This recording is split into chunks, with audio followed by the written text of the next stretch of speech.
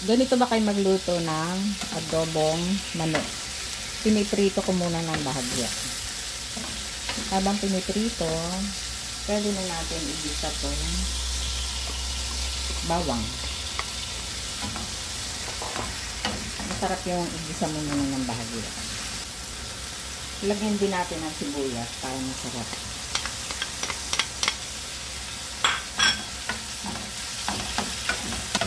Pwede na natin pagsama-samahin. Saka lagyan natin ng timpla.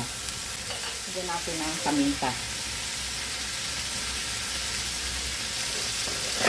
Laurel.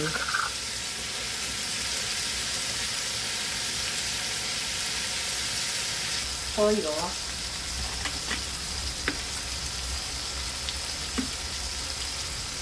Lagyan natin ng suka.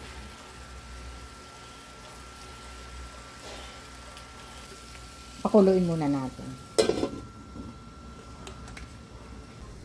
Lagyan natin ng konting tubig lang.